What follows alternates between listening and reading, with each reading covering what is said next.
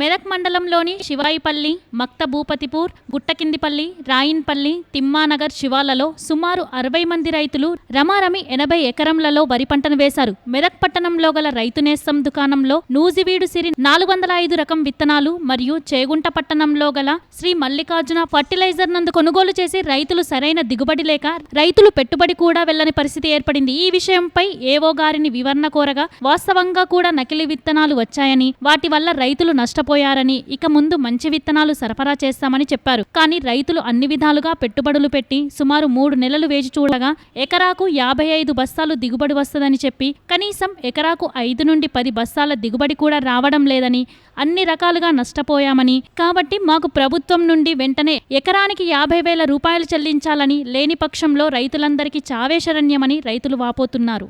నేను విత్తనాలకు వెళ్ళాను మెదక్కు. ఆమను తీసుకుంటాను పోయినా, ఆమను లేదు. ఇది ఇంకోటి న్యూజు సీడు అని ఇచ్చిర్రు, శ్రీ అని ఇచ్చిర్రు. ఈ రోజుల ఇప్పుడు మొత్తం పక్కన గొల్లలు ఉన్నాయి, ఇంట్లో ఖాళీ గడ్డి ఉన్నది. ఆ రోజు ఎకరాకు 55 బస్తాలు వెళ్ళి చెప్పారు. ఈరోజు ఉట్టి గడ్డి ఉన్నది. దయచేసి మీరు నకిలీ విత్తనాలు ఇచ్చిన దానికి ఇంకోటి నాకు ఏమన్నా మీరు గవర్నమెంట్ కానీ మీరు పెద్దలు నాకు సాయం చేయాలి. శ్రీ ఇత్రము చేగుంట మండలం పోయి తీసుకొచ్చినామే. మంచిగా అడ్లు మంచిగా వెళ్తాయి అంటే ఆడికి పోయి తీసుకొచ్చినాము. మొత్తం ఈ అడ్లు వేసిన 1 నెల నుంచే మొత్తం రోగం దూరాంచింది. వీడికి 5 నెలలు అవుతుంది, ఇంతలేదు. అది మొత్తము మసిలిపోయింది. అరి వాళ్ళు కంపెనీ వాళ్ళు వస్తారు అనుకుంటా 4 సార్లు వచ్చి ఉత్తాయిన పోయారు, ఏం పట్టించుకోవట్లేరు. ఈ అగ్రికల్చర్ ఆఫీస్కి కూడా పోయినాము. సైంటిస్టులు దూరిస్తామన్నారు, వాళ్ళు ఇంకా దూరలేదు. వీళ్ళు సైంటిస్టులు వస్తామని ఇవాళ వచ్చి ఏమి కూడా ఒప్పుకోవట్లేరు. ఒప్పుకుంటామని చెప్పారు మొన్నటి నుంచి వచ్చి ఇప్పటికి కూడా ఏం ఒప్పుకోవట్లేరు. పొద్దుటి నుంచి బతిలాడుతున్నాం. ఇప్పటికి ఇవరకు ఏం పట్టించుకోలేదు. ఇప్పుడన్నా ఏమైనా మాకు సాయం చేయాలని కోరుకుంటున్నాం. మెదక్ మండల వ్యవసాయ అధికారిని. ఇక్కడ మనకు ఇక్కడ రైతుల ద్వారా నుంచి ఒక కంప్లైంట్ రావడం జరిగింది. నూజివీడు సిరి 405 నూజివీడు ఈ కంపెనీ బేస్ పైన ఒక కంప్లైంట్ వచ్చింది అన్నట్టు. మనకు ఆ కంప్లైంట్ బేస్ చేసుకొని కొన్ని ఫీల్డ్స్ విజిట్ చేయడం జరిగింది.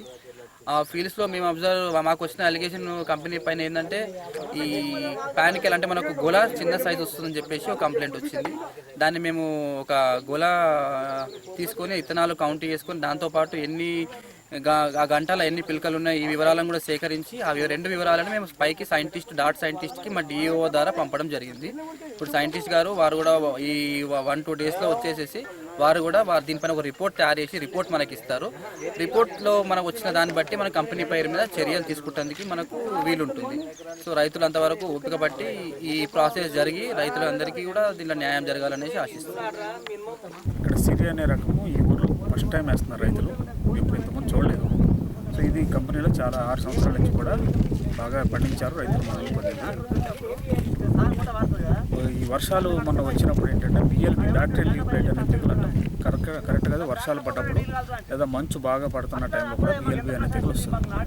కరెక్ట్గా ఇది లేట్ వెరైటీ 140-145 రోజుల పంట.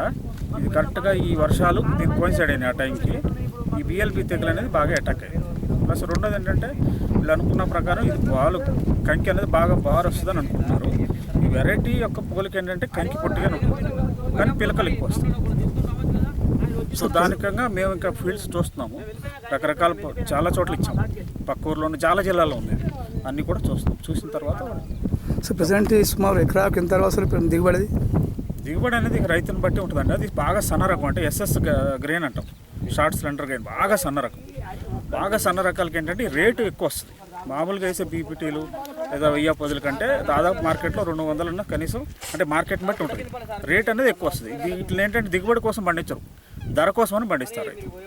ఎక్కువ ధర వస్తుంది, ప్లస్ తినడానికి బాగుంటుంది, మంచి క్వాలిటీ బాగుంటుంది, అన్నం చాలా బాగుంటుంది.